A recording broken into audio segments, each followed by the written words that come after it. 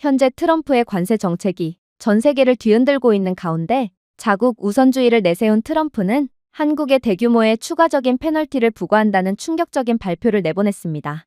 바로 트럼프가 일기 시절부터 밀어붙였던 한국의 주한미군에 대한 방위 분담금을 10배로 올리라는 내용을 구체화한 것인데요.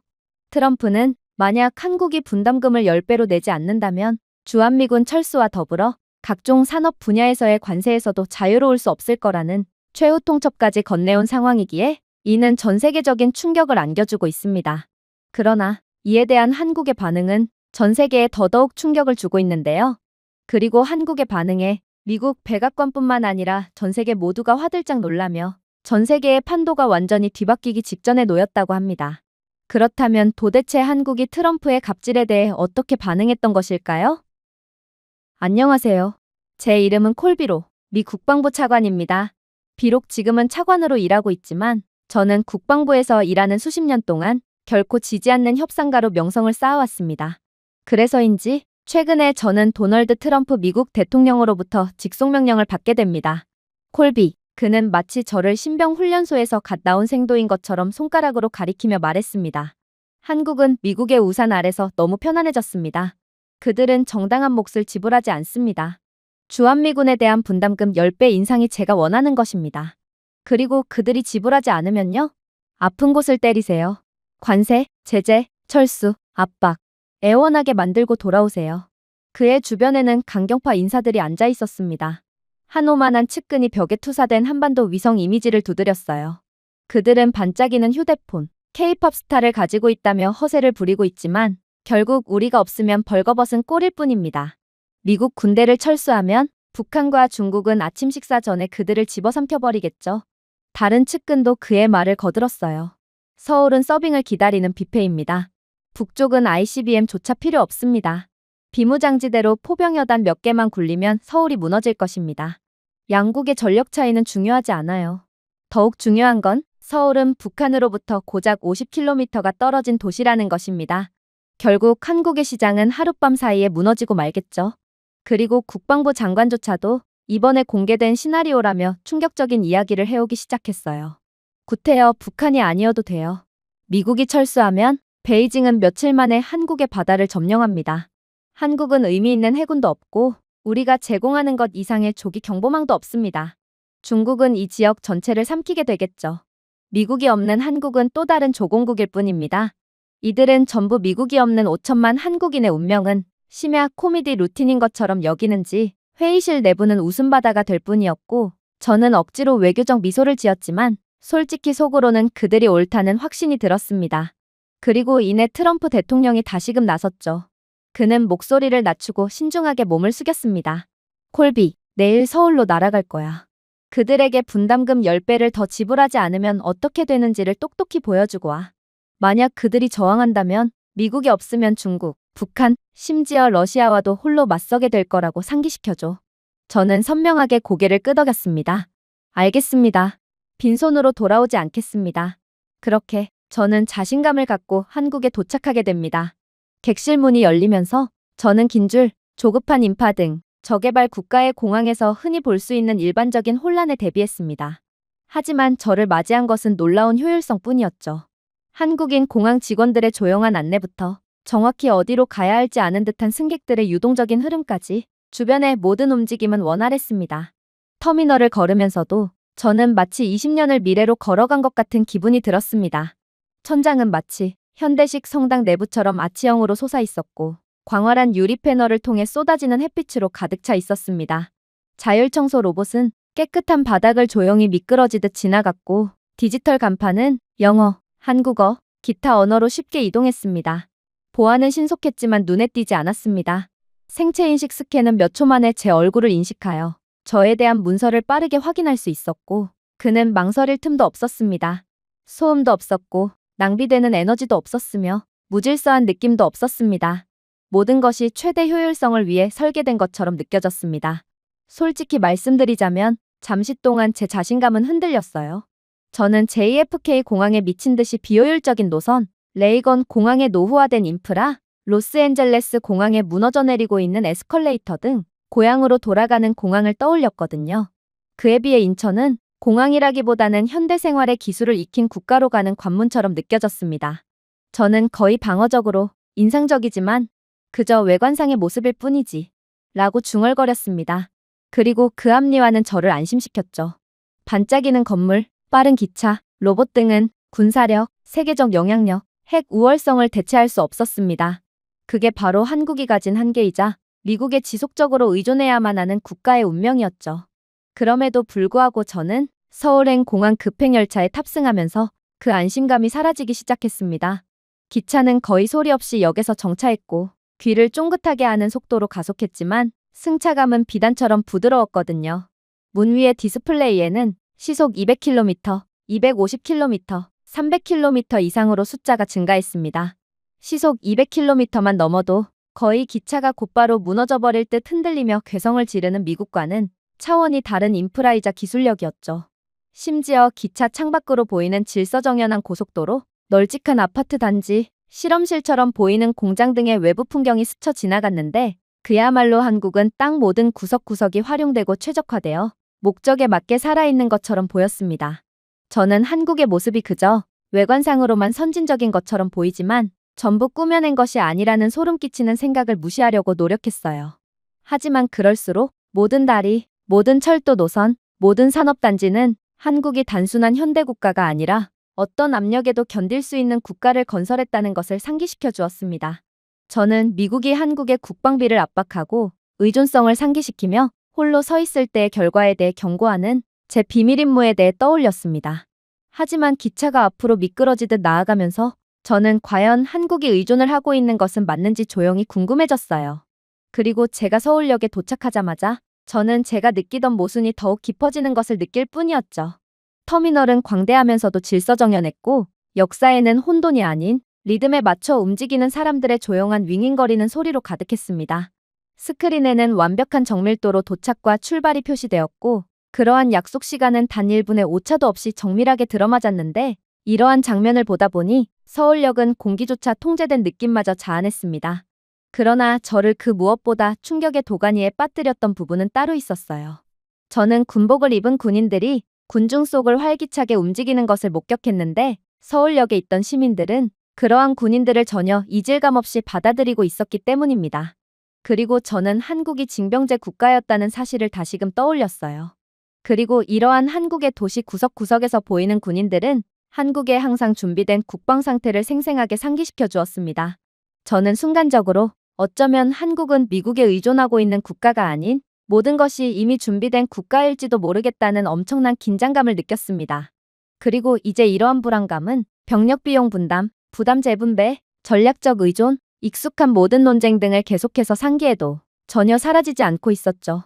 왜냐하면 한국이 보여주는 모습들은 정말로 미국의 보호에 집착하는 연약한 동맹국의 모습이 아니었기 때문입니다. 이 나라는 조용히 독립의 기초를 구축한 나라였고 어쩌면 우월성까지 구축한 나라였어요. 저는 분명 처음에는 겉모습만 보면 속임수일 수도 있고 인프라와 속도는 권력과는 다른 법이라고 외쳐댔지만 한국의 민간 인프라만 해도 미국을 수십 년 앞질렀다면 그들의 군사력, 기술력, 숨겨진 강점은 얼마나 무지막지한 상태일까요? 저는 서울역에서 스카이라인을 내다보았습니다. 오후 햇살 아래 유리와 하늘을 찌를 듯한 고층 빌딩들이 반짝이며 각각 한국이 가난하고 전쟁으로 폐허가 된 종속국으로 치부되던 시절 이후 얼마나 멀리 왔는지를 상징하고 있었습니다. 한국의 도시는 절망이 아닌 에너지로 펄럭이고 있었어요. 그러나 아무튼 제겐 해야 할 임무가 존재했습니다. 그래서 마음을 간신히 다잡고 캠프 험프리스로 향했죠. 캠프 험프리스로 가는 길은 넓고 세심하게 포장된 고속도로를 가로질러 뻗어 있었고 각 차선은 넓고 매끄러운 도로 옆에는 인근 마을의 소음을 줄이기 위한 깔끔한 녹색 장벽이 있었습니다. 하지만 이건 제가 앞으로 보게 될 부분에 비한다면 놀라움을 느낄 수준조차 안 되었습니다. 제가 탄 차량이 기지에 접근하자마자 저는 엄청난 규모의 설치물에 큰 충격을 받을 수밖에 없었거든요. 저는 이전에 캠프 험프리스가 세계에서 가장 큰 해외 미군 시설 중 하나라는 사실을 읽은 적이 있었지만 캠프 험프리스를 직접 보는 것은 완전히 다른 문제였습니다. 마치 미국 도시가 한국 땅을 집어들었다 놨다 하는 것처럼 널찍하게 펼쳐져 있었습니다. 멀리 교회형 주택들이 줄지어 서 있었어요. 놀이터, 쇼핑단지, 고층 오피스타워, 심지어 멀리 보이는 골프장까지 있더군요. 저는 잠시 동안 거의 집에 있는 듯한 기분이었지만 그렇지 않다는 것을 간신히 기억할 뿐이었습니다. 그렇게 얼마간의 대기 끝에 저는 이곳 기지의 미군 사령관을 만나게 됩니다. 그는 매우 친절한 목소리로 험프리스에 오신 것을 환영합니다. 이제 이곳이 실제로 어떻게 작동하는지 볼 때가 된 것 같아요. 라고 말해왔습니다. 그리고 사령관과 함께 이동하면서 저는 완벽하게 관리된 도로에서 자전거를 타고 지나가는 미군 가족들, 캐주얼 복장을 한 군인들, 익숙한 미국 체인점에서 패스트푸드를 집어들고 밝은 배낭을 메고 등교하는 아이들 등 거의 이질감을 느끼지 않고 완벽한 환경에서 살아가는 주한미군과 그의 가족들을 목격했어요. 이 광경은 저를 설명할 수 없을 정도로 불안하게 만들었습니다. 제가 예상했던 것은 지원이 없어서 위험한 지역에 자리 잡혀 있는 기지는 딱딱한 군사 전초기지처럼 느껴져 모두에게 고통을 주는 모습이었습니다.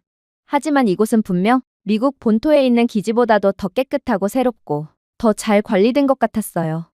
그렇게 제가 놀라운 장면을 목격한 후 마침내 지휘소로 들어섰을 때 저는 그래도 주한미군 사령관이 이번 협상에 도움을 주고자 구체적인 비밀 정보를 제공해 주리라고 기대했습니다. 그는 이번 한국과의 담판에서 결정적인 역할을 할 한국이 미국에 의존하고 있다는 정보를 넘겨줄지도 모른다고 생각했어요. 아무리 그가 한국에서 복무를 하고 있더라도 아무튼 미국을 위해 헌신하는 미군 소속이었거든요. 그러나 대신 제가 만난 것은 한미동맹에 대해 알고 있던 모든 것을 완전히 뒤집어 놓았습니다. 한국과의 협상을 시작하기 전에 이해해야 할 현실이 있습니다. 워싱턴에 있는 대부분의 바보들은 현실을 모르거나 무시하는 것을 선택하고 있거든요. 목줄이 걸린 채 트럼프 대통령에게 끌려가는 개처럼 말이죠. 그리고 그가 공개한 첫 번째 슬라이드는 파도처럼 저를 강타했습니다.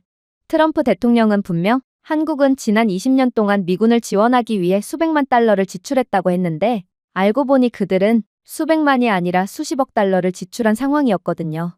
사령관은 펜으로 한국을 가리켰습니다. 이건 미군과 그 가족을 위한 주택단지 건설 비용입니다. 도로, 학교, 의료센터, 심지어 레크리에이션, 수영장, 도서관, 체육관까지 건설되었습니다. 한국이 건설했고 한국이 모든 비용을 지불했어요. 당신이 놀라는 것도 이해가 갑니다. 사실 한국은 미국이 아는 것보다 훨씬 더 많은 비용을 지불하고 있거든요. 이 모든 기지 건설 및 유지에 필요한 비용의 98%를 부담하고 있죠. 이곳에서 말할 수 없는 비밀 임무까지 합치면 한국은 더 많은 비용을 부담하고 있습니다. 저는 그저 할 말을 잃은 채 그가 내민 사진으로 눈을 돌릴 뿐이었습니다.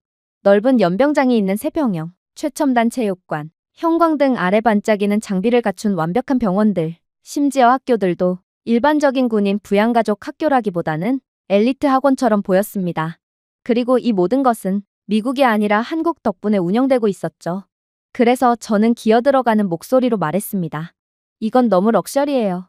이렇게까지 할 필요는 없어요. 이건 돈 낭비라고요. 바로 그거예요. 사령관이 곧바로 말했습니다. 군용 기준으로는 사치스러운 일이죠. 미국의 모든 군인들이 왜 주정부에 배치되는 대신 한국에서 배치받기 위해 치열하게 싸우는 줄 아세요? 여기로 온다면 미국 본토에 있을 때보다 생활이 훨씬 더 나아지기 때문이에요. 주택도 더 새롭고 시설도 더 잘 관리되고 학교도 최고 수준입니다. 군인 가족들은 미국식 슈퍼마켓에서 쇼핑하고 미국 식당에서 식사하고 아이들을 미국의 대부분의 사람들보다 우수한 학교에 보낼 수 있죠. 병원이요? 미국인들 중 90% 이상이 병원비가 두려워 중상을 당해도 병원 문턱조차 구경하지 못합니다.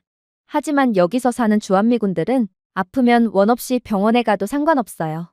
그리고 그 모든 비용은 누가 부담하는지 아세요? 바로 한국입니다. 저는 화들짝 놀랄 수밖에 없었습니다. 수년 동안 저는 미국이 글로벌 입지를 유지하는 데 드는 재정적 부담을 감수해야 한다는 편안한 가정하에 동맹국들이 단순히 미국의 보호의 혜택을 누릴 뿐이라는 생각을 하며 살아왔거든요. 하지만 여기에 놓인 증거는 정반대였습니다. 한국은 단순히 기여한 것이 아니라 미군을 위해 막대한 지원을 아끼지 않은 것이었거든요. 하지만 사령관은 여기서 멈추려고 하지 않았습니다. 뭘 벌써부터 놀라십니까? 이젠 인프라에 대해 이야기해봅시다. 험프리스로 이어지는 도로, 이를 지탱하는 전력망, 수처리장, 심지어 철도 연결까지 모두 한국 돈으로 건설하거나 업그레이드했습니다. 이러한 높은 수준의 인프라가 없었다면 현재 규모로 기능할 수 없었을 것입니다. 그리고 한국의 기술력이 아니라면 이 정도 인프라는 미국조차도 구축할 수가 없었겠죠. 차관님도 공항에서부터 이어지는 한국의 세계 최고 수준의 인프라를 직접 봤을 것 아닙니까? 그러니까 이곳 캠프 험프리스가 이제 대부분의 미국 내의 기지보다 더 크고 잘 갖춰져 있을 수가 있는 것입니다. 이것은 미군 네트워크의 보석 중 하나라고 해도 과언이 아닙니다. 그리고 한국이 수십억 달러를 쏟아부었기 때문에 가능한 것이죠. 한국은 수천 명의 미국 어린이를 교육하는 학교에 자금을 지원하여 미국 국방부의 부담을 줄였습니다. 그들은 미국 군인들이 세계적 수준의 치료를 받는 병원을 건설했습니다. 심지어 사기를 높이고 이직률을 낮추는 레크리에이션 센터, 골프장, 가족 주택에도 투자했어요. 미국은 무엇을 얻나요? 사령관이 계속 말했습니다. 우리는 전 세계에 도달합니다. 한국에 있는 이 기지를 통해 한국뿐만 아니라 아시아 전역에 전력을 공급합니다. 우리는 중국을 감시하고 러시아를 저지하며 해상 항로를 확보하고 있어요. 그리고 이러한 분담금을 거의 지불하지 않는 다른 국가들에 비한다면 미국은 비용은 극히 일부만 지불하면서도 세계에서 가장 중요한 역할을 수행하고 있어요. 한국은 미국을 진정한 동맹국으로 여기기 때문에 다른 국가들과는 달리 그렇게 많은 비용을 감수하는 거예요. 덕분에 미국은 지불하는 금액보다도 훨씬 더 많은 혜택을 누리고 있죠. 한국은 재정적 부담을 안고 있으며 우리는 아시아 태평양 지역에서의 억지력을 발휘하며 패권을 유지하는 것입니다. 이젠 깨달음의 무게가 저를 짓누르고 있었습니다. 현재 트럼프 대통령은 한국을 미국의 보호 아래 생존하는 종속국이자 안보 무임승차국으로 그려왔습니다. 하지만 이제는 역할이 뒤바뀐 것이 분명해졌습니다. 한국은 미국의 글로벌 지배력에 보조금을 지급하고 있었어요. 한국은 미국이 비용을 부담하지 않고 아시아의 초강대국처럼 운영할 수 있는 미국 도시를 유치하고 비용을 지불하고 있었습니다. 이건 너무나도 아이러니했어요. 미국에서는 정치인들이 동맹국들이 충분한 비용을 지불하지 않는다고 무임승차자들이 미국의 관대함을 착취한다고 야유했습니다. 하지만 한국에서는 그 반대였거든요. 미국 기지를 능가하는 시설에서 편안하게 생활하며 더 많은 것을 요구하면서도 한국을 희생시키면서 힘을 발휘한 것은 바로 미국이었습니다. 그리고 사령관은 이내 충격적인 주장을 해오기 시작했죠. 이것이 현실입니다. 한국은 미국을 수용하는 것만이 아닙니다. 한국은 우리를 지탱하고 있어요. 오히려 한국에 전적으로 의존을 하는 건 미국이라는 말입니다. 한국이 없으면 이 기지는 무너질 것입니다. 그들이 없었다면 아시아 전역에서 미국의 작전 능력은 하룻밤 사이에 줄어들고 말겠죠. 미국은 이를 인정하고 싶지 않지만 진실은 피할 수 없습니다. 10년 전이었다면 모를까. 이제는 한국이 우리를 이끌고 있다는 말입니다. 저는 목이 조이는 것을 느꼈습니다. 저는 서울의 책임과 의존에 대해 강의할 준비가 되어 우월감을 가지고 한국에 도착했습니다. 그러나 이제 저희 주장의 토대는 무너지고 있었어요. 숫자와 건물, 엄청난 증거의 무게는 모두 미국이 자비로운 보호자가 아니었다는 결론을 가리켰습니다. 미국이 오히려 수혜자였던 것입니다. 그렇게 저는 넋이 나간 표정으로 회의실을 나섰고 이내 안내를 맡은 미국 병사 한 명과 함께 다음 장소로 향했습니다. 그런데 평택 근처에 자리 잡은 동네를 가로질러 갈 때 저는 충격적인 장면 하나를 목격하게 됩니다. 바로 이곳 주변에는 한국인이 아닌 미국인처럼 보이는 가족들이 너무나도 많았거든요. 그리고 제가 이에 대해 의문을 표하자 미군 병사는 이건 놀라운 일도 아니라는 듯 경악스러운 대답을 이어나가기 시작했어요. 맞아요. 저기 사는 사람들 중 많은 사람들이 예전에 미군이었어요. 그들은 복무를 마치고 다시는 미국으로 돌아가지 않기로 결심한 거죠. 저는 눈썹을 치켜 올렸습니다. 그들이 불법적으로 한국에 머물고 있다는 뜻인가요? 그러자 병사는 부드럽게 웃었습니다. 아니요. 그들은 선택에 따라 머물렀습니다.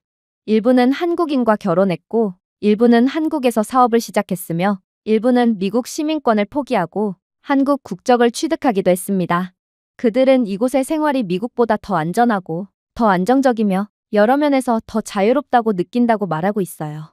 실제로 주한미군으로 복무하는 군인들 중 10명 중 5명이 결국에는 한국에서 남은 여생을 보내기로 결정하고 있죠. 그 말은 저를 불안하게 만들었습니다.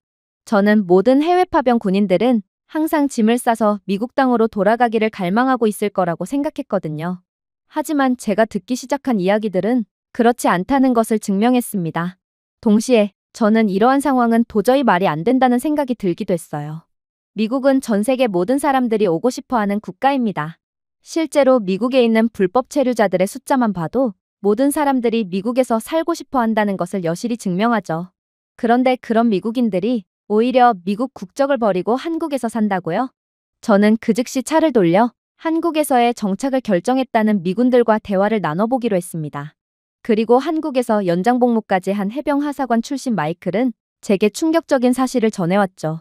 제대 후 평택 근처에 카페를 열고 한국인 현지 여성과 결혼한 그는 자신을 자랑스럽게 한국 시민이라고 불렀습니다. 왜 한국에서의 정착을 결정했냐고요? 저는 미국에서 살 때 단 한 번도 안정감을 느낀 적이 없었어요. 저뿐만이 아니라 가족의 안전이 너무나도 두려웠죠. 미국에서는 어디에서나 총성이 울려 퍼지고 있잖아요. 하지만 제 자녀들은 학교까지 혼자서 안전하게 걸어가고 한국에서는 새벽에 걸어도 전혀 문제가 없어요. 심지어 제 아이들은 적은 비용으로 세계적 수준의 교육을 받으며 효율적이고 저렴한 의료 서비스를 받고 있습니다. 그런 제가 왜 미국으로 다시 돌아가겠어요? 한국이 곧 천국인데 말이에요. 저는 그저 말문이 막히고 말았습니다. 저는 그에게 반박을 할 어떠한 논리도 없었거든요. 하지만 더 충격적이었던 점은 따로 있었어요. 그건 바로 군복무 20년 만에 은퇴한 육군 장교 다니엘의 사례였어요. 그는 괜찮은 연금을 받고 미국으로 돌아갈 수 있는 선택권이 있었지만 대신 바다가 내려다 보이는 부산의 아파트를 구입했다고 했어요. 그리고 자신들의 옛 친구들을 만나기 위해 자주 평택에 올라온다고 했죠. 다니엘은 한국에서 받는 친절과 호의들은 분명 특별했다고 전해왔어요. 한국인들은 군인들을 진정으로 존경해요. 제가 미국 유니폼을 입고 다닐 때면 한국 시민들은 늘 제게 고맙다고 말해주거든요. 사실 제 할아버지는 한국전쟁 참전용사세요. 그러나 고향에 돌아온 할아버지는 단 한 번도 참전용사로서의 진정한 존경을 받아본 적이 없다고 하셨어요. 그건 잊혀진 전쟁이기 때문이죠. 미국인들은 이긴 전쟁만 기억하거든요. 그러나 한국에서는 저는 참전용사도 아닌 그저 파견 군인일 뿐임에도 한국 현지인들로부터 목례를 받거나 악수를 요청받거나 진심으로 감사 인사를 받는 등 끊임없이 관심을 받았습니다. 여기서 사람들은 우리를 침입자가 아닌 보호자로 여기고 그것이 저를 매혹시켰어요. 한국인들은 고마움을 아는 사람들이거든요. 사실이었습니다. 유럽, 특히 독일이나 이탈리아에서는 미군 병사들이 시끄럽고 오만하며 반갑지 않은 존재로 여겨지기 일쑤였습니다.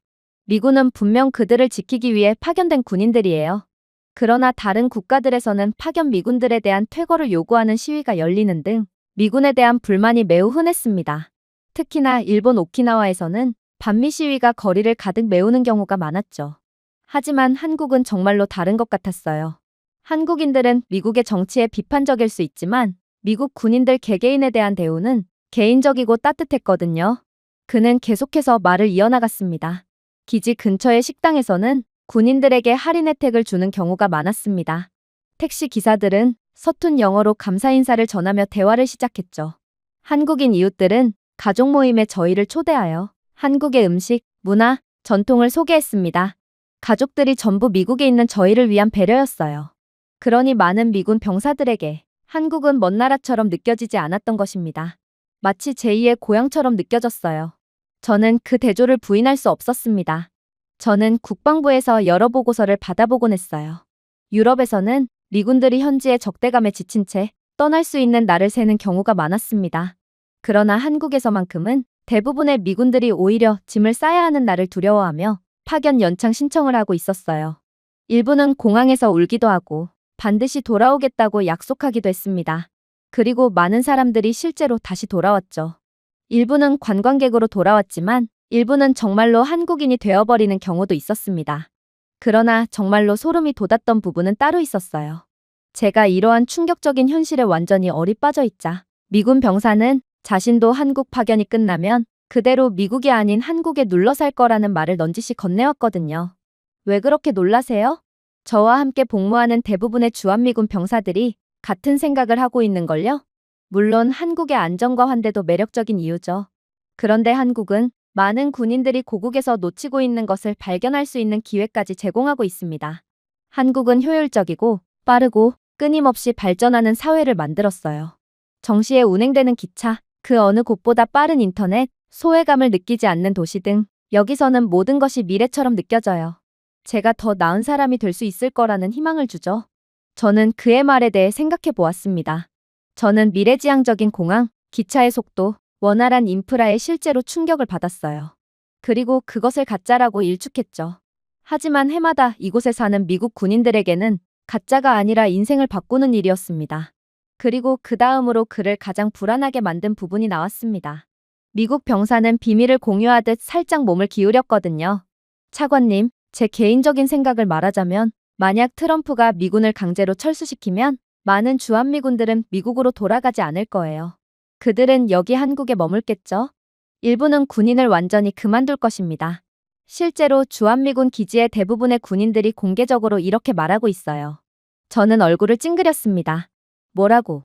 한국 때문에 경력까지 포기한다고? 네. 병사가 대답했습니다. 우리는 집으로 돌아간다면 무엇이 기다리고 있는지 알기 때문입니다. 빚, 불안정성, 위험. 하지만 여기 한국에는 안정성, 존중, 가족의 미래가 있습니다. 미국으로 돌아갈 것인지 한국에서 다시 시작할 것인지 선택해야 한다면 많은 사람들이 한국을 선택할 것입니다. 그 아미는 놀라웠습니다. 수천 명의 군인이 귀국 대신 한국에 남기로 결정했다면 미국은 병력만 잃는 것이 아니었습니다. 미국은 도덕적 붕괴를 겪을 것입니다. 충성과 애국심에 얽매인 흔들리지 않는 기관으로서의 미군의 이미지 자체가 깨지게 되겠죠. 군복을 버리고 다른 깃발 아래에서의 삶을 선호하는 군인들은 미군의 계급 전반에 충격파를 보낼 것입니다. 이는 미국의 자국 수비수들이 더 이상 자국이 자신에게 최고의 미래를 제공한다고 믿지 않는다는 것을 전 세계에 보여줄 것입니다. 실제로 험프리스 사령관은 앞서 이를 암시한 바 있어요. 그는 미국은 우리가 없어서는 안 될 존재라고 생각하는 것을 좋아합니다. 라고 말했습니다. 하지만 미국 군인들에게 직접 어디에서 살고 싶은지 물어보세요. 많은 사람들이 조용히 인정할 것입니다. 미국이 아닙니다. 바로 한국이죠. 저는 트럼프가 연단에 서서 배은망덕한 동맹국에 대해 천둥을 치며 미군의 강제 철수를 발표하는 모습을 상상해 봤습니다. 그러나 병사들은 순종적으로 비행기에 탑승하는 대신 일괄적으로 전역하고 한국에 머물 서류를 제출하고 현지인과 결혼하고 사업을 시작하며 자신을 환영했던 사회에 스며들 것입니다. 고국으로 돌아가는 대신 미군들은 한국 생활 속으로 사라지는 거예요. 그리고 모든 병사들을 이렇게 잃는다면 미국의 신뢰는 더욱 약화될 것입니다. 미 국방부는 단순히 몸을 잃는 것이 아니라 신념, 충성심, 군대를 하나로 묶어준 이야기 자체를 잃게 되는 셈이죠. 저는 순간적으로 엄청난 공포심을 느낄 수밖에 없었어요. 그런 시나리오가 전개된다면 미국에 대한 비용은 상상할 수 없을 정도로 클 것입니다. 강제 철수는 한국을 약화시키지 않을 것이며 오히려 미국을 약화시킬 것입니다. 첨단 인프라와 번영하는 경제, 군 복무에 대한 깊은 존경심을 가진 한국은 미국의 군인들을 쉽게 흡수할 수 있을 거예요. 하지만 미국은 군대가 국기를 버리고 자국 대신 다른 나라를 선택한다는 헤드라인에 직면할 것이고 이미 외국 파병에 회의적인 미국의 대중들은 군인들조차 돌아오기 싫다면 왜 애초에 다른 국가로 군대를 보내는 것인지 묻기 시작할 것입니다. 저는 미국은 항상 즉 필수적인 보호자라고 생각했지만 많은 미국 군인들에게 닻은 바뀌었습니다. 그들의 충성심은 더 이상 워싱턴에 대한 것이 아니라 한국에서 쌓아온 삶에 대한 것이었습니다. 그리고 강제 철수가 발생하더라도 미국은 단순히 기지를 잃지 않을 것입니다. 미국은 너무 오랫동안 과소평가해온 국가로 떠밀려 들어가 군인, 가족, 생명 등 자신의 일부를 잃게 될 거예요. 하지만 제겐 여전히 희망은 있었습니다. 아무튼 한국이 주한미군이 필요한 근본적인 문제는 한국은 북한이나 중국으로부터 언제든 공격을 당할 수 있는 위치에 있다는 것입니다. 그러니 주한미군이 철수한다면 그건 미국에도 엄청난 손실이겠지만 영토가 직접적인 침략에 직면할 수 있는 한국은 그러한 미국보다도 더욱 막대한 손해를 보게 되는 것이죠. 그러므로 한국은 미국과의 협상에 응할 수밖에 없을 것입니다. 그래서 저는 반드시 한국의 약점을 찾아내겠다는 굳은 다짐을 하며 한국 국방연구소에 들어서게 됩니다. 미국의 기술이 없었다면, 미국의 무기가 없었다면 한국은 여전히 중고 장비를 조립하기 위해 분주하게 움직이는 취약한 반도에 불과할 것이므로 저는 이곳에서 현대 전투기는커녕 제대로 작동하는 지프도 거의 생산할 수 없는 형편없는 기술력만을 마주할 거라고 생각했어요. 그리고 어쩌면 이러한 믿음이야말로 미국이 모든 카드를 쥐고 있다는 믿음에 힘을 실어준 거겠죠. 그러나 저는 한국 국방연구소에 입장하자마자 경악을 하고 말았습니다. 일단 제가 처음으로 향한 곳은 경납고였어요. 그리고 그곳에는 KF-21 보라매가 있더군요. 한국의 독자적인 기술로 개발된 이 토종 전투기는 공중을 가르는 날카로운 각도와 반사를 삼키는 무광 표면을 가진 포식자처럼 조명 아래 서 있었습니다. 저는 이 전투기를 한 바퀴 돌면서 가슴이 내려앉았습니다. 미 국방부에서는 한국의 KF-21을 또 다른 모조품 종이 비행기라고 일축하며 수없이 조롱했거든요. 하지만 그러한 미 국방부의 오만함은 이번에도 실제적인 숫자에 의해 꺾여버리고 말았습니다. 한국인 엔지니어는 KF-21이 예정보다 몇 시간 일찍 임무를 완수할 만큼 기대치를 훨씬 상회하는 성능을 자랑하고 있고, 미국이 오랫동안 포기해온 비용 절감 목표를 완전히 달성하고 있으며 F-35에 필적할 만큼 정교한 스텔스 시스템을 통합하고 있다고 차분하고 사실적인 어조로 설명했습니다. 하지만 차이는 극명했습니다. F-35는 끝없는 지연, 천문학적 비용, 끊임없는 기계적 고장으로 악명이 높았습니다. 한편 KF-21은 신뢰할 수 있고 저렴하며 다재다능하다는 것이 입증되었습니다. 그리고 쇄도하는 유럽 및 전 세계 국가들의 예약 주문 행렬을 보니 한국산 전투기는 이미 세계적인 인정을 받고 있는 상황이었죠. 저는 얼굴에 열이 오르는 것을 느꼈습니다. 제가 알고 있다고 생각했던 한국은 이런 곳이 아니었습니다. 이들은 미국의 기술에 전적으로 의존하고 있어야만 했어요. 저는 우연의 일치, 드문 성공 사례라고 스스로를 설득하려고 노력했습니다. 하지만 엔지니어가 옆 홀로 저를 이끌자마자 제 희망은 완전히 무너지고 말았습니다.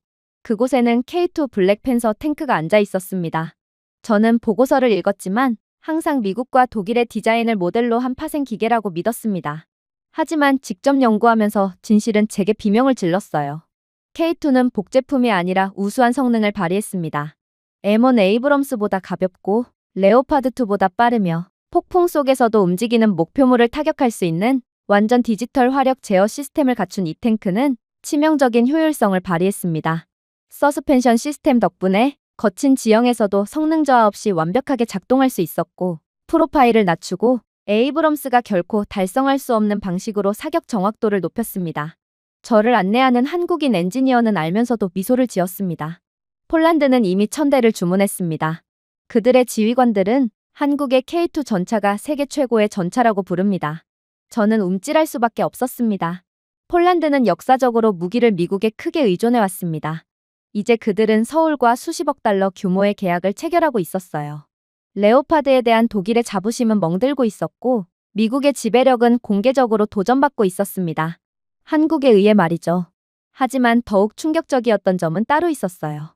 K9 썬더 자주포는 거대한 포신이 위쪽을 가리키며 완벽한 침묵 속에 서 있었고, 한국의 부상을 기념하는 조용한 기념물이었습니다. 1700대가 수출되어 지구상에서 가장 성공적인 자주포가 되었어요.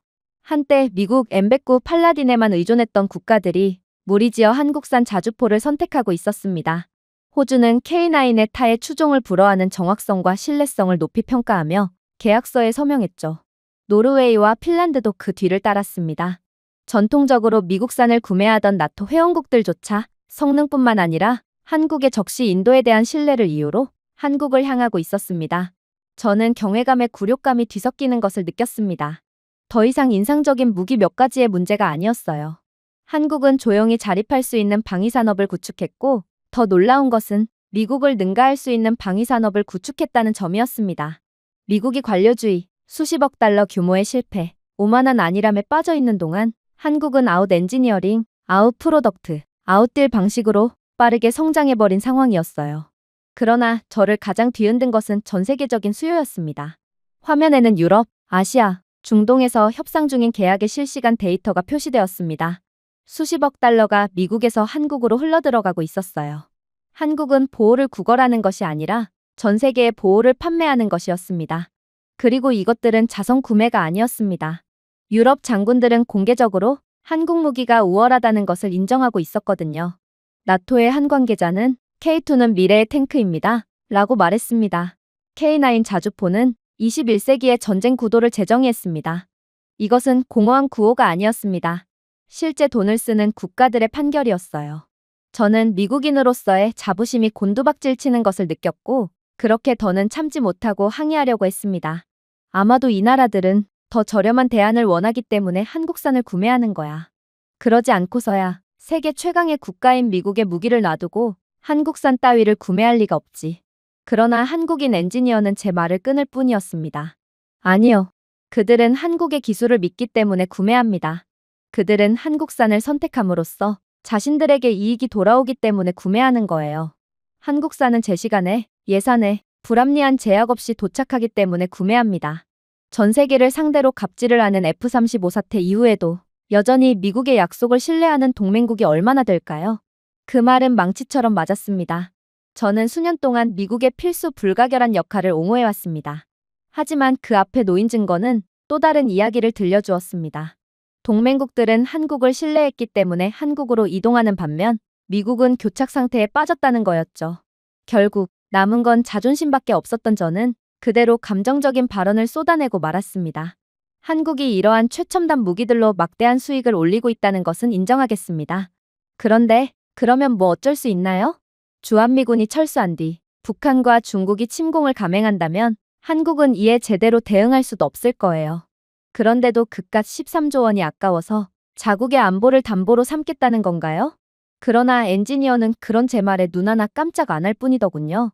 내일 당장 미군이 한국을 떠난다고 가정해봅시다. 그러면 한국이 무너질 것 같나요? 물론 북한은 주한미군 철수와 동시에 움직이려고 할 수도 있습니다. 중국이 위협할 수도 있죠. 하지만 그들은 무엇에 직면하게 될까요? 하늘에 떠 있는 KF-21, 지상에 있는 K2, K9이 정밀하게 발사됩니다. 그리고 그 너머에는 드론 시스템, 잠수함, 미사일 등 한국만의 설계가 적용됩니다. 우리는 1950년대의 한국이 아닙니다. 우리는 미래의 무기고입니다. 그리고 전 세계는 이를 알고 있어요. 그러니 북한과 중국은 절대로 한국의 경거망동 따위는 못할 것입니다. 만약 그렇게 한다면 오히려 박살나는 건 한국이 아닌 그들이라는 것을 아주 잘 알고 있거든요. 저는 마른 침을 삼킬 뿐이었습니다. 저는 미국이 자주 언급하는 악몽 같은 시나리오를 상상했습니다. 미군 철수, 서울 노출, 비무장지대를 가로지르는 북한 자주포 사격. 하지만 지금의 한국의 최첨단 방산 기술력을 직접 경험해 본 저는 생각해 볼수록 이러한 가정은 설득력이 떨어진다는 것을 알아차리게 되었어요. 녹슨 장비를 갖춘 북한이 KF-21이 머리 위로 날아가고 K2와 K9을 장착한 군대에 맞서 진정으로 진격할 수 있을까요? 부풀어 오르지만 신뢰할 수 없는 군대를 가진 중국도 글로벌 인지도와 수십억 달러 규모의 수출 계약으로 뒷받침되는 한국 시스템의 정밀도와 속도를 견딜 수는 없을 것입니다. 수출 계약만 봐도 중국은 자국 무기를 닥치는 대로 만들어 수출하려고 하고 있지만 한국이 중국보다 압도적인 방산파이와 신뢰도를 보이고 있거든요. 결국 제 머릿속에는 차갑고 부정할 수 없는 대답이 떠올랐습니다. 아니요, 한국은 무너지지 않을 것입니다. 한국은 싸우고 결국 이기고 말 것입니다. 그러나 저를 무엇보다 가장 불안하게 만든 것은 따로 있었어요. 한국이 미국을 필요로 하는 것보다 미국이 한국을 더 필요로 한다는 깨달음이었습니다. 미국은 스스로를 서울을 보호하는 방패라고 확신하고 있었습니다. 하지만 실제로는 한국은 자신뿐만 아니라 점점 더 미국의 동맹국들에게도 방패가 되고 있었어요. 유럽은 더 이상 미국의 시스템을 신뢰할 수 없었기 때문에 한국산 무기를 구매하고 있었습니다. 아시아는 중국에 대한 억지력을 위해 서울로 눈을 돌리고 있었습니다. 오랫동안 미국의 하청업체들이 지배했던 중동조차도 한국의 문호를 개방하고 있는 상태였어요. 저는 한 발 물러서서 KF-21을 다시 한번 바라보았고 순식간에 하늘로 발사할 준비가 된 것처럼 경납고 문을 향해 섰습니다. 저는 한국이 고객 국가이자 종속 동맹국이라고 믿으며 한국에 왔습니다. 하지만 제가 본 것은 따라잡았을 뿐만 아니라 이미 앞서 나간 국가였습니다. 미국 없이도 생존하고 방어하고 심지어 번영할 수 있는 국가, 무기가 곧 국경 너머에서 힘의 균형을 정의할 수 있는 국가가 바로 한국이었어요. 저는 더 이상 부인할 수 없는 진실의 무게로 발걸음을 무겁게 떨며 연구소를 떠났습니다. 그리고 한국과의 담판에서도 완전히 패배하며 그렇게 힘없이 미국으로 다시 향했죠. 그리고 이내 비상회의를 소집했습니다. 그렇게 모인 고위 관료들은 당연히 제가 한국을 압도하며 한국의 방위비 분담금 10배를 받는 협상을 마무리 짓고 왔다고 생각했습니다. 그들은 거만한 태도로 제 대답만을 기다리고 있었거든요. 하지만 제가 입을 열자마자 그들 전부는 완전히 합주기가 되었어요. 요지를 바로 말씀드리겠습니다. 미국은 너무 오랫동안 한국 국방의 부담을 짊어지고 있다고 생각하고 있습니다. 하지만 오히려 국방을 짊어지는 건 한국이었어요. 우리가 그들에게 의존하고 있었다는 말입니다. 잠시 침묵이 방안을 가득 채웠습니다. 하지만 저는 계속해서 이어나갔어요. 이것은 지난 12개월 동안 미국 정부 인프라를 겨냥한 사이버 공격의 트래픽입니다. 평양, 베이징, 심지어 러시아에 흩어져 있는 장소에서 발생한 공격입니다. 그들의 의도된 목표는 무엇일까요? 당연히 미 국방부, 백악관, 미군 물류 서버, 국방 계약자, 에너지 그리드, 금융 시스템 등의 주요 시설입니다. 저를 도끼눈으로 노려보던 도널드 트럼프 대통령은 이때다 싶어 제 말을 끊고 들어왔습니다. 우리는 수년 동안 그런 위협을 알고 있었습니다. 그리고 늘 잘 대응해왔죠. 지금 무슨 말을 하려는 거죠? 하지만 저는 주저하지 않았습니다. 네, 요점은 대부분의 공격이 미국에 도달조차 하지 못했다는 것입니다. 한국이 먼저 그들을 막았기 때문입니다. 트럼프가 눈을 깜빡였습니다. 뭐라고요? 또 다른 화면이 깜빡였습니다. 한국이 가로챈 코드, 타임스탬프, 디지털 킬로그가 제가 처리할 수 있는 속도보다 빠르게 스크롤 되었습니다.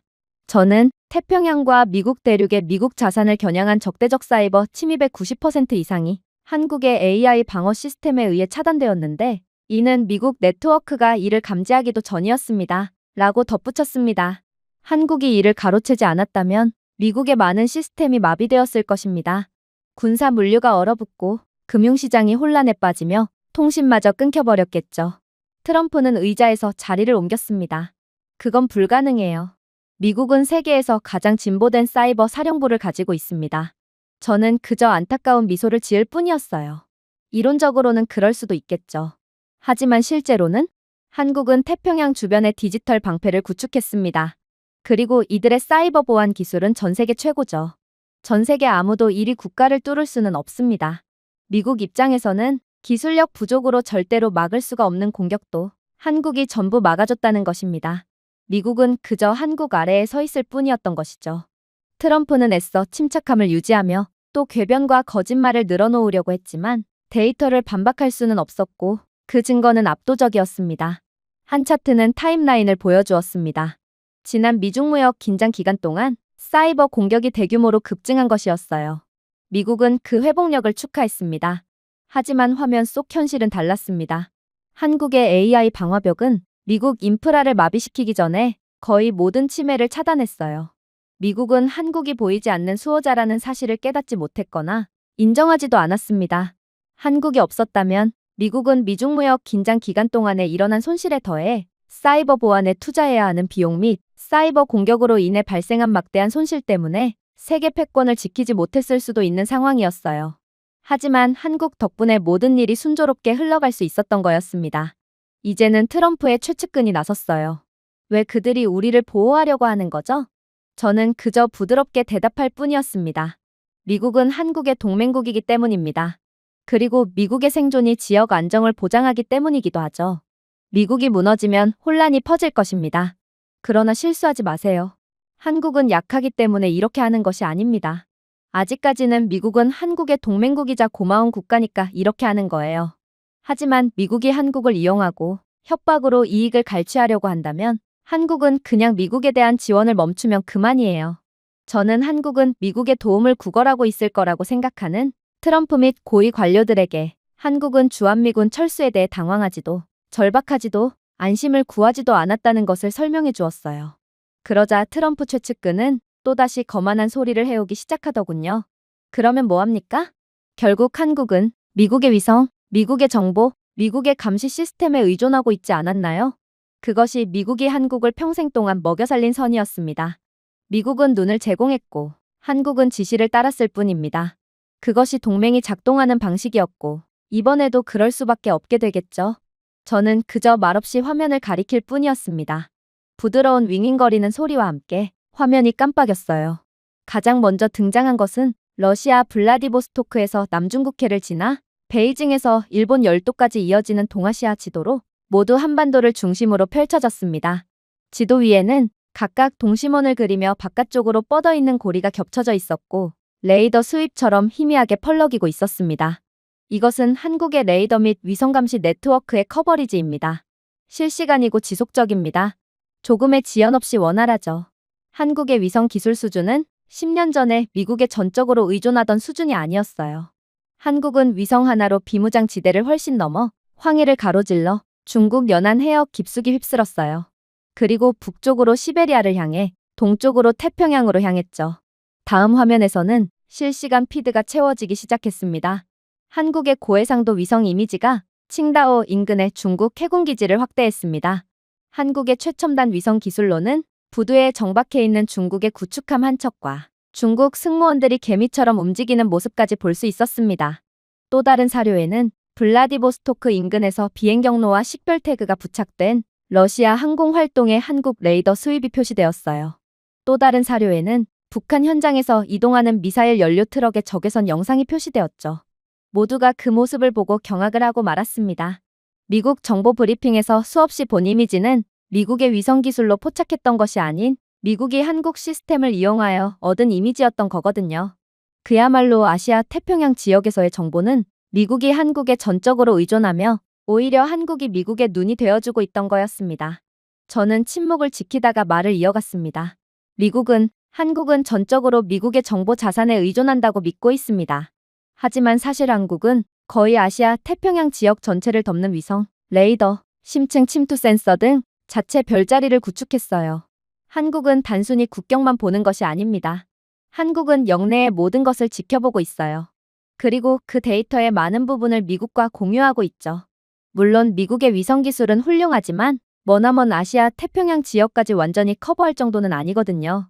트럼프는 미국이 없었다면 한국은 맹목적이고 무방비 상태가 되었을 것이라는 피곤한 주장과 함께 위협으로 무장하고 왔습니다. 하지만 눈앞에 흐르는 데이터를 바라보며 반전을 부정할 수는 없었어요. 트럼프 최측근은 평정심을 되찾으려고 노력했습니다. 인상적이지만 한국은 분명히 미국의 GPS, 조기경보위성, 궤도 네트워크에 의존하고 있습니다. 미국이 없으면 한국의 능력은 한계가 있어요. 저는 이러한 궤변에 대답할 필요조차 없었죠. 북한이 미사일의 연료를 공급할 때 한국은 자체 위성 기술을 통해 미국보다 먼저 알고 있었고 중국 잠수함이 황해 아래로 이동할 때 함대가 탐지하기 전에 먼저 추적했으며 러시아 폭격기가 태평양 영공을 시험할 때 한국 시스템은 몇 초 안에 엔진에 불이 켜지는 것을 보고 미국에 귀띔을 주었던 사실을 공개하면 되었거든요. 그야말로 미국의 모든 정보는 한국의 손에 달려 있었어요. 또 다른 화면에는 한국의 미국에 대한 사이버 침입 탐지 건수, 북한의 미사일 발사 추적, 중국의 해군 기동 기록 등 차트가 디스플레이를 가득 채웠습니다. 한 그래프는 탐지 시간을 비교했습니다. 한국의 평균 속도는 미국의 태평양 사령부 시스템보다 17초 빨랐습니다. 민간인에게는 17초가 크게 느껴지지 않을 수 있지만 미사일 전쟁에서는 들어오는 탄두를 요격하는 것과 도시 상공에서 폭발하는 것을 지켜보는 것의 차이였습니다. 만약 북한이나 중국이 미국 본토를 향해 미사일을 날리기라도 한다면 한국이 있다면 미국은 이 정보를 사전에 수집하여 대응할 수 있겠지만 한국이 없으면 미사일이 미국 본토의 상공에 보이기 시작해서야 겨우 대응을 할 수 있다는 말이었습니다. 결국 미사일을 요격하기엔 시간이 부족하겠죠. 그래서 저는 이들 모두를 경악시키는 발언을 다시금 이어나갔습니다. 생각해보세요. 만약 한국이 내일 당장 이 소식을 미국에 알리는 것을 중단한다면 미국은 아시아에서 얼마나 시력을 잃게 될까요? 미국의 항공모함 중 몇 척이 매복 공격에 당하고 말까요? 일본이나 괌에 있는 미국의 기지 중 몇 개가 다가오는 위협을 인지하지 못하고 앉아만 있을까요? 미국의 시스템이 너무 늦게 탐지한 미사일 공격 때문에 미국의 도시 중 몇 개가 어두워질까요? 한국은 비용을 부담했습니다. 이러한 시스템은 무료가 아니에요. 한국은 매년 수십억 달러를 지출합니다. 한국은 이를 미국에 대한 방어뿐만 아니라 매일 사용하는 데이터를 제공하는 데도 사용하고 있어요. 한국의 감시 없이도 함대가 태평양에서 기동할 수 있다고 생각하시나요? 미국 본토에 근접해 있는 인공위성만으로 중국과 북한의 모든 움직임을 포착할 수 있다고 생각하시나요? 한국이 제공하는 것을 당연하게 여기면서도 한국을 의존적이라고 부르며 주한미군 분담금을 10배로 인상하는 게 말이나 된다고 생각하십니까? 오히려 미국이 한국에 보조금을 지불해도 모자랄 판국의 말입니다. 이번에는 서울의 지휘본부를 보여주는 화면이 다시 한번 확대되었습니다. 한국인 분석가, 엔지니어, 장교들이 실시간 피드를 모니터링했습니다. 그 정밀도는 놀라웠어요. 이 시스템은 군사자산뿐만 아니라 북한을 오가는 보급 트럭의 패턴, 은밀한 작전을 암시하는 에너지 소비 변동, 중국 연안기지 간의 암호화된 통신까지 추적했습니다. 그리고 이러한 최고급 정보를 아무런 대가도 없이 미국에 공유해 주었죠. 이제는 자존심만 남아버린 트럼프 측은 어차피 미국에는 옵션이 많고 다른 국가들이 한국의 역할을 대신 수행해 줄 수 있다고 주장했습니다. 그러나 한국을 직접 경험해본 저로서는 이건 궤변이라는 것을 단번에 파악할 수 있었죠. 일본은 한국보다 기술력도 불안정하고 애초에 헌법과 대중의 저항에 여전히 제약을 받고 있었습니다. 유럽 동맹국들은 지리적 위치가 부족해요. 동남아시아 국가들은 위치만 맞아떨어지지 그냥 모든 것이 부족합니다. 지리적 이점, 결단력, 원초적인 기술력을 겸비한 국가는 한국밖에 없다는 것이죠. 그것은 그에게 분명하게 다가왔습니다. 이것은 다른 누구도 할 수 없는 일이었습니다. 심지어 미국 혼자도 마찬가지였죠. 이젠 모두가 한국의 중요성을 인지하게 되었습니다. 한국의 위성이 없으면 미국은 태평양에서 눈이 멀게 될 것이고 이 지역의 실명은 단순한 약점이 아니라 미중 패권 싸움에서의 완패였어요. 중국에 대한 견제를 제대로 못하게 된 미국은 결국 무릎을 꿇게 될 것입니다. 그 말은 방안에 울려 퍼졌습니다. 그리고 이제는 트럼프도 그의 말만을 애완견처럼 따르는 최측근들도 완전히 입을 다물게 되었어요. 솔직히 발언을 하는 저마저도 가슴이 답답해지는 것을 느꼈습니다. 한국은 비용을 지불하고 인프라를 구축하며 다른 누구도 할 수 없는 임무를 수행해 왔습니다. 그들은 팡파르 없이 조용히 해냈는데 미국은 그러한 한국에 고마워하기는커녕 그 리더십에 대해 자랑하기 바빴죠. 그리고 한국이 중단하기로 결정했다면 만약 그들이 데이터를 끊고 피드를 차단하고 스스로를 지키기 위해 미국을 떠난다면 그건 정말 상상조차 하기 힘든 끔찍한 일이 펼쳐지게 된다는 전조였습니다. 그렇게나 중요한 한국임에도 미국은 한국에 대한 푸대전만을 일삼고 있었던 거였죠. 그리고 저는 모두가 한국의 중요성에 대해 완벽하게 인지하게 된 지금 그야말로 핵폭탄을 투하하기로 결정했습니다. 그런데 트럼프 대통령님, 주한미군이 철수하게 된다면 한국이 자국을 스스로 방위할 수 있도록 핵무기를 개발하는 것을 허용해 주겠다고 하지 않으셨나요? 아마도 한국이 핵무기를 개발하는 데는 몇 년 이상이 걸릴 거라고 생각해서 이런 발언을 하셨겠지만 현실은 한국은 그 누구보다 핵무기를 빠르게 개발해낼 것이고 핵무기를 얻게 된 한국은 전 세계 그 어느 국가들보다 막대한 이익을 보게 될 거라는 것은 아시나요? 즉, 주한미군 철수는 모든 면에 있어서 미국에 엄청난 손해로 작용할 것이고 그러므로 이젠 한국에 납작 엎드리고 주한미군 철수만은 반드시 막아야 한다는 것입니다. 방이 불안하게 흔들렸습니다. 한 상원 의원이 가늘고 무시적인 웃음을 터뜨리더군요. 그래봤자 한국은 비핵화 조약에 서명을 한 핵무기 기술력이 전혀 없는 국가예요. 한국의 기술력이 전방위적으로 훌륭하다는 건 인정하겠으나 핵기술만큼은 예외라는 말입니다. 도대체 핵연구를 진행할 권한조차 없는데 어떻게 이들이 뚝딱 핵미사일을 개발해낼 수가 있겠어요? 이들은 잘 쳐줘봐야 핵 개발에 몇 년은 걸릴 것입니다. 그러나 저는 그러한 그의 말을 끝까지 듣지도 않았습니다. 다시 말씀드리겠습니다. 한국은 역사상 그 어느 나라보다 빠르게 핵보유국이 될 수 있는 능력을 가지고 있습니다. 저는 수년, 심지어 몇 달을 말하는 것이 아닙니다. 몇 주를 말하는 것입니다. 제 말에 회의실 내부는 다시금 경악의 도가니에 빠졌습니다. 몇 주? 말도 안 돼요. 핵 개발에는 일반적으로 수십 년이 걸립니다. 중국을 보세요. 소련의 청사진을 가지고도 10년 이상이 걸렸어요. 인도, 파키스탄을 보세요. 한국이 그 모든 것을 뛰어넘을 수 있다고 말씀하시는 건가요? 저는 그저 한국에서 본 것들을 그대로 읊을 뿐이었어요. 네, 왜냐하면 그 나라들과 달리 한국은 처음부터 시작하는 것이 아니기 때문입니다. 그들은 이미 원자로, 농축 기술, 재료, 정밀공학, 미사일 플랫폼, 운반 시스템 등 필요한 모든 것을 갖추고 있습니다. 그들에게 부족한 것은 정치적 결정뿐이에요. 즉, 비핵화 조약이라는 족쇄뿐이라는 말입니다. 만약 우리가 주한미군을 철수함과 동시에 한국에 대한 핵무기 권한을 승인한다면 한국은 핵보유국 클럽으로 기어가는 정도가 아닌 몇 주 만에 지도자로서 전 세계에 군림하게 될 것입니다. 형광등의 희미한 윙윙거리는 소리만으로 방 전체에 침묵이 퍼졌습니다. 그러나 저는 제 조국인 미국의 미래를 위해 계속해서 말을 이어나갔죠. 한국은 세계에서 가장 발전된 원자로를 운영하고 있습니다. 그들의 소형 모듈형 원자로 설계는 이미 전 세계로 수출되었죠. 그들은 국제 입찰에서 프랑스, 러시아, 심지어 미국의 회사들도 압도하고 있어요. 한국의 인적 자원은 명실상부 세계 최고라는 사실은 여러분들 모두가 알고 있으실 테죠. 그들의 과학자들은 어둠 속에서 망설이는 것이 아니라 혁신가들이며 우리 관료제 주변을 돌고 있습니다. 그리고 미국 의회가 예산에 대해 논쟁하는 동안 한국의 엔지니어들은 미국의 원자로 시설을 1980년대 유물처럼 보이게 만드는 완벽한 효율성 수준을 갖춘 최첨단 원자로를 개발해낸 상황이에요. 그리고 원자력 기술이야말로 핵 기술에 직접적으로 관여되는 부분이죠. 한국은 이러한 세계로부터 최고라고 인정받은 기술을 통해 우리가 생각할 수 없는 수준의 핵미사일을 순식간에 개발해낼 것이라는 말입니다. 저는 다른 페이지로 넘어가 한국의 산업 기반을 보여주었습니다. 하지만 정말로 소름 돋는 점이 무엇인지 아시나요? 그들의 제조 생태계는 타의 추종을 불허한다는 것입니다. 여러분 모두 삼성, 현대, LG가 민간 기술을 지배하는 모습을 보셨을 겁니다. 이제 동일한 산업 분야가 무기에도 적용된다고 상상해 보세요. 인공지능이 관리하는 이들 기업들의 공장은 몇 주 안에 민간 생산에서 무기 생산으로 전환할 수 있습니다. 당연하죠. 한국이라는 나라는 나라 자체가 전쟁을 대비해서 모든 인프라를 이중사용으로 구축해둔 국가예요. 그러니 한국의 민군 전환 기술력도 세계 최고고 그 효율성도 당연히 세계 최고입니다.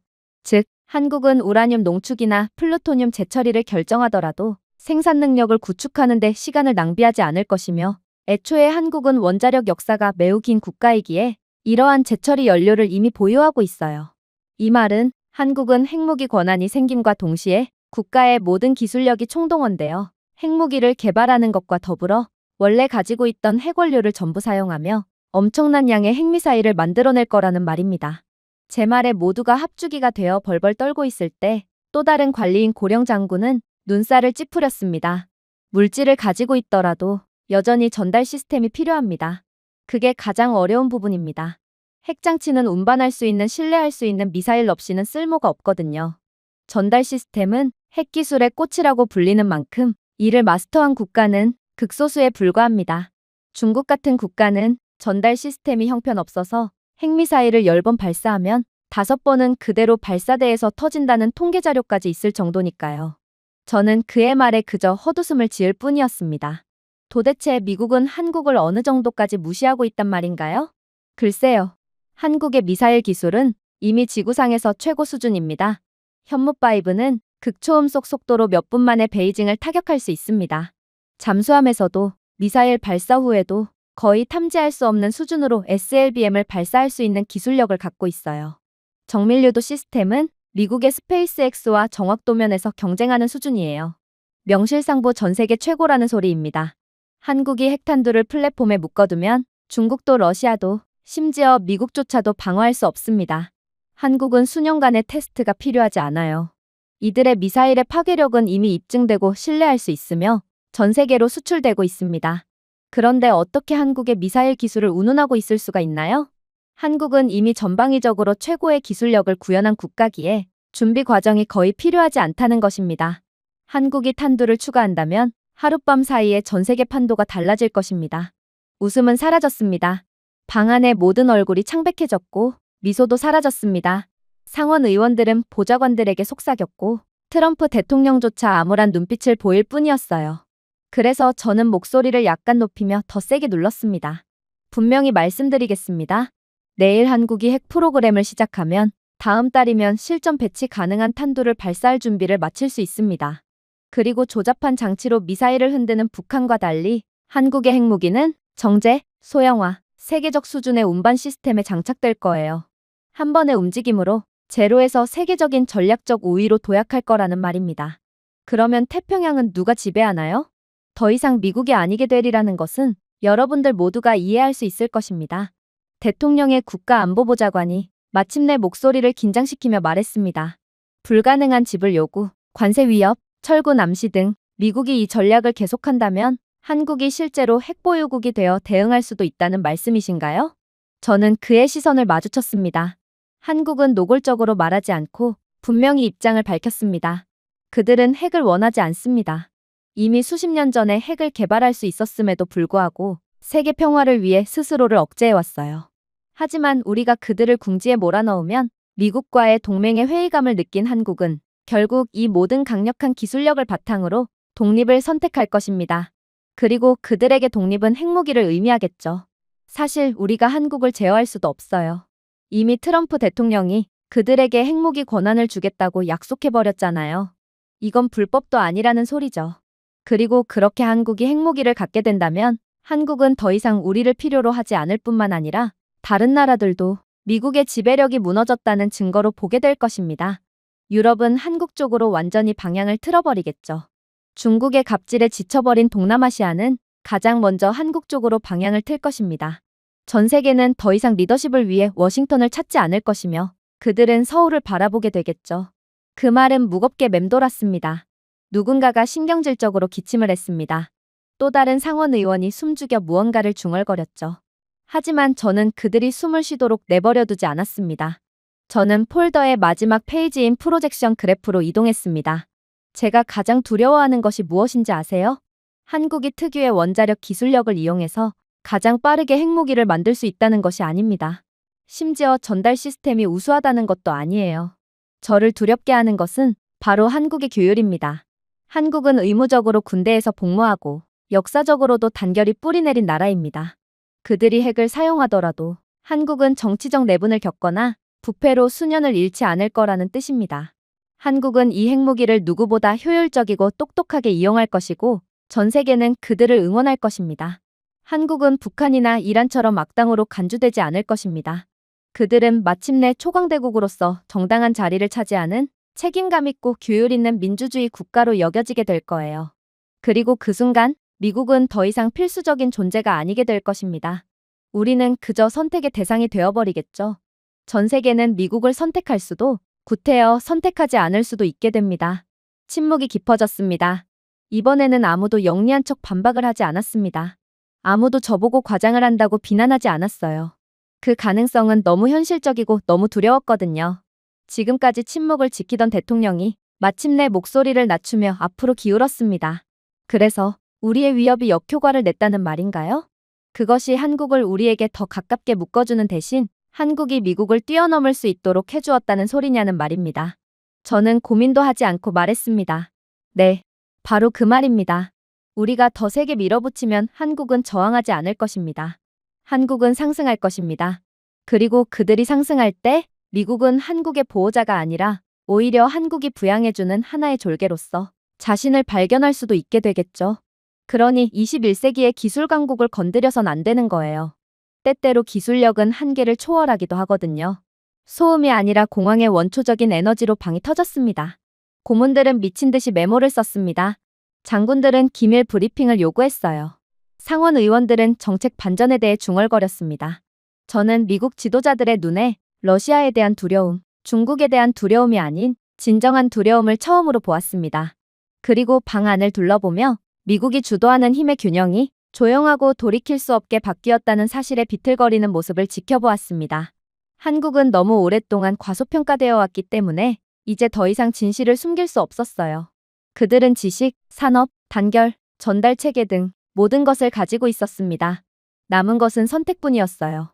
그리고 미국이 오만함을 계속한다면 그 선택은 이루어질 것이고 세상은 다시는 예전과 같지 않을 것입니다. 왜냐하면 한국에는 미국이 필요하지 않았지만 미국은 끔찍할 정도로 절실히 한국이 필요했거든요. 그리고 그 진실이 무시된다면 미국은 곧 워싱턴이 아닌 서울에서 형성된 새로운 질서가 전 세계를 지배하게 되는 현실에 직면하게 될 것입니다. 제가 준비해온 내용은 여기까지입니다. 끝까지 시청해주셔서 진심으로 감사드리며 여러분들의 구독과 좋아요, 알림 설정은 영상 제작에 큰 힘이 됩니다. 이상 세모튜브였습니다.